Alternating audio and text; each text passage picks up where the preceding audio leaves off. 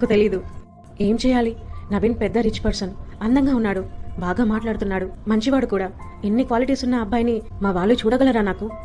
కానీ ఇంత పెద్ద విషయం గురించి ఇలా సడన్ గా నిర్ణయం తీసుకోవడం కరెక్ట్ కాదు. ఆయన నన్ను నిజంగా ఇష్టపడితే నా కోసం వెయిట్ చేస్తాడు.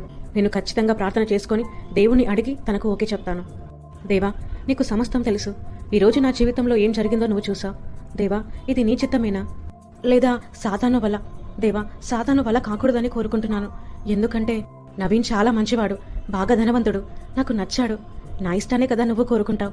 నాకు నవీన్ నా జీవిత భాగస్వామిగా వస్తే బాగుంటుందని అనిపిస్తుంది. తనతో నేను సంతోషంగా ఉండగలనని నాకు అనిపిస్తుంది. కానీ ఎక్కడో ఏదో తెలియని భయం నాలో ఉంది. అందుకే నీ చిత్తాన్ని అడుగుతున్నాను.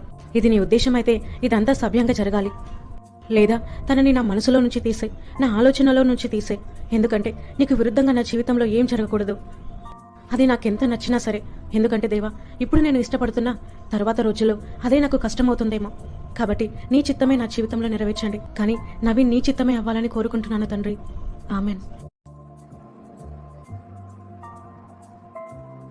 హే, నిన్ను ఫస్ట్ టైం చూడగానే నచ్చేసావు. నిన్ను చూడకుండా ఒక్క క్షణం కూడా ఉండలేకపోతున్నాను. నిజంగానా?